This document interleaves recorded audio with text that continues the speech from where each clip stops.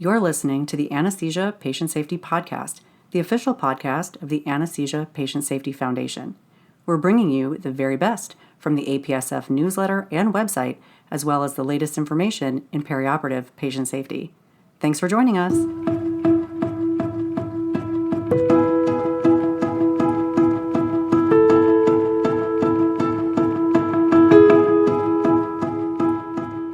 Hello, and welcome back to the Anesthesia Patient Safety Podcast. My name is Alli Bechtel, and I'm your host. Thank you for joining us for another show. We hope that your new year is off to a great start, and I bet it is, especially if you tuned in to episode number 131 last week about keeping patients safe during off-site cardiology procedures. We are back for part 2 today. Before we dive into the episode today, we'd like to recognize Blink Device Company, a major corporate supporter of APSF. Blink Device Company has generously provided unrestricted support to further our vision that no one shall be harmed by anesthesia care. Thank you, Blink Device Company. We wouldn't be able to do all that we do without you. Electrophysiology and interventional cardiology procedures are rapidly expanding, and this means that there is a demand for anesthesia professionals to provide care during these procedures, which may be off-site and remote from the operating rooms, with an unfamiliar environment, equipment, or team members for often complex procedures with complex patients who may have significant comorbidities. Does this sound familiar? There is a call to action for anesthesia professionals to be aware of the safety considerations during these procedures in order to keep our patients safe. Our featured article today from the February 2022 APSF newsletter is once again Anesthetic Safety Considerations for Off-Site Cardiology Procedures by Todd Novak and Chelsea Zur. To follow along with us, head over to apsf.org and click on the newsletter heading. Fifth one down is Newsletter Archives. Then click on the February 2022 newsletter and scroll down until you get to our featured article today. I will include a link in the show notes as well. Let's start with a quick review from last week. Remember, patients with the following risk factors may benefit from an in-person appointment at the preoperative anesthesia clinic: morbid obesity, obstructive sleep apnea, and difficult airway, congestive heart failure or inability to lie flat, severe pulmonary disease, substance abuse disorder or psychiatric disorders, complex arrhythmia ablations, and procedures requiring general anesthesia. It is so important to conduct a complete preoperative evaluation, which should include the following: history and physical exam, review of allergies with particular attention to contrast allergies, medication reconciliation with particular attention to anticoagulants and heart failure medications. Keep in mind that for most procedures, except ablation procedures, beta blockers and antiplatelet medications are often continued. Review of the cardiology workup, including 12-lead electrocardiogram, echocardiogram, and cardiac monitoring. For patients with cardiovascular implantable electronic devices, an interrogation within 3 to 6 months of the elective procedure to evaluate for the manufacturer, the current settings, the indication for placement, and the patient's dependence on the device. And now it's time to pick up right where we left off with a review of the interventional cardiology procedures. We are headed into the catheterization laboratory. Here we go. Let's start with transcatheter aortic valve replacement, or TAVR. Years ago, this procedure was used only for patients with severe symptomatic aortic stenosis who were too high risk for surgical aortic valve replacement.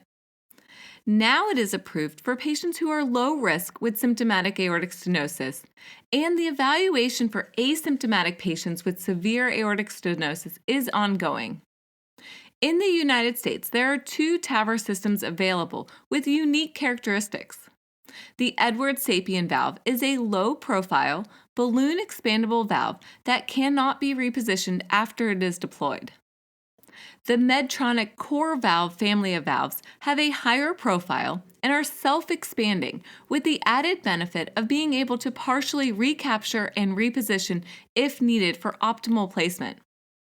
Placement of the balloon expandable sapien valve or performance of a balloon aortic valvuloplasty before valve deployment requires rapid ventricular pacing at 160 to 220 beats per minute.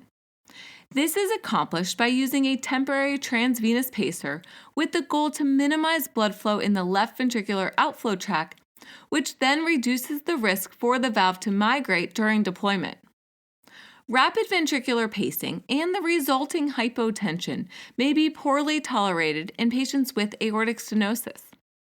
Keep in mind that the hypotension may be brief and only temporary, but vasopressor administration with phenylephrine or norepinephrine may be needed for persistent hypotension. Rebound hypertension may occur following termination of the rapid pacing and valve deployment.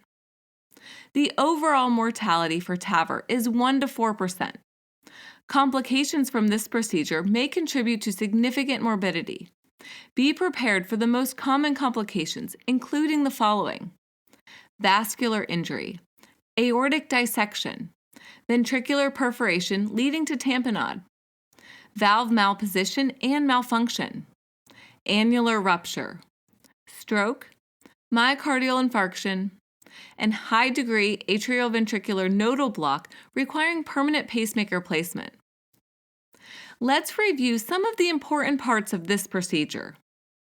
The most common approach to device placement is transfemoral at 95%. Other approaches that may be used include subclavian or axillary, transaortic, transapical, transcaval, and transcarotid. The transfemoral approach causes the least patient discomfort and allows the procedure to be performed with minimal sedation. The technology for this procedure has advanced with more skilled interventional cardiologists so that mild to moderate sedation for TAVR has become a more popular approach. Benefits of sedation for TAVR include less vasopressor use, modest decrease in in-hospital mortality, shorter hospital length of stay, and more frequent discharge home. For TAVRs performed with local anesthesia and sedation, valve positioning is confirmed with fluoroscopy and transthoracic echocardiography.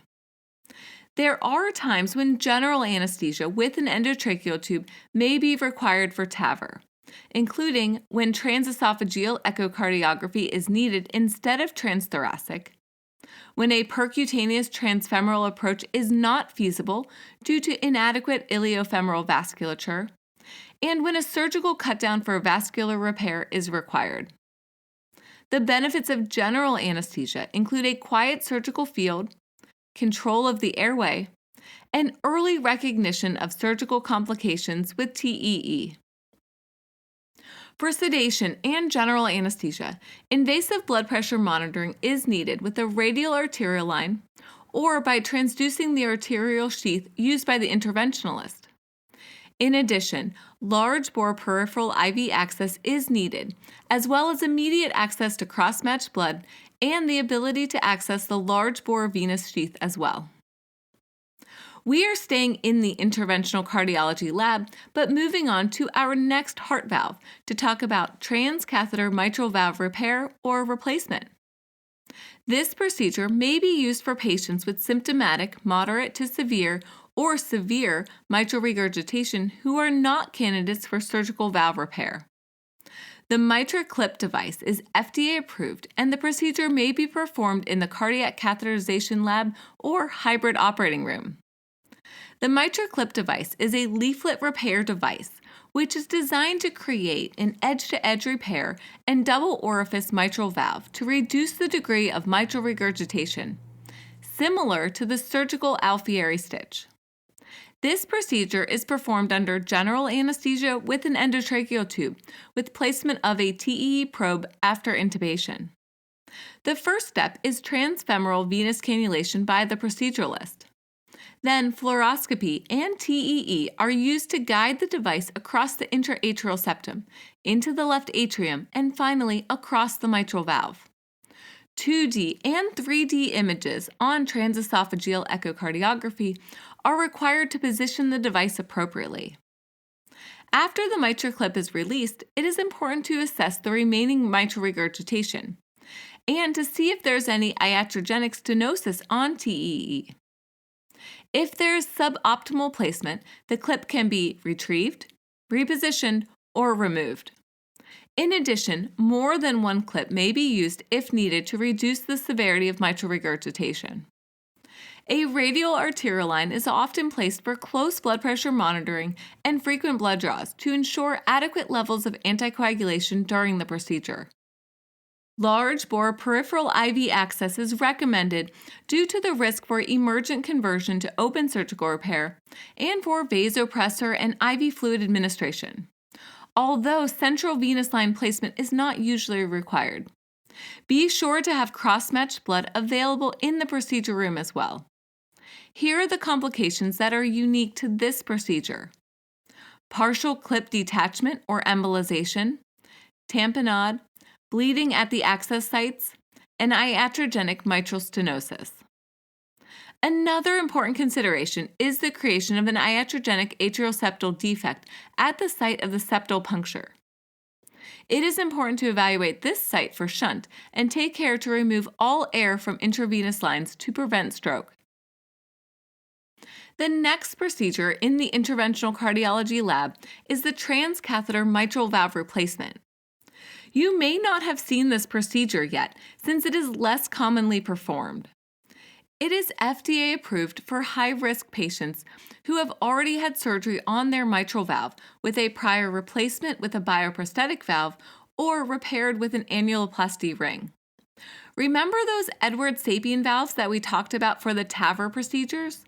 Well, the Edwards Sapien 3 or Sapien 3 Ultra valves are used for this procedure for valve-in-valve or valve-in-ring replacement. In addition, TAVR valves may be used off-label for patients with end-stage refractory native mitral valve disease. General anesthesia with placement of an endotracheal tube and guidance with TEE is necessary for this procedure.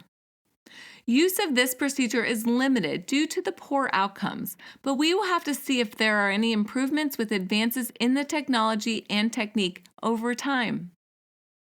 Before we wrap up for today, we have a few more off-site cardiology procedures to review.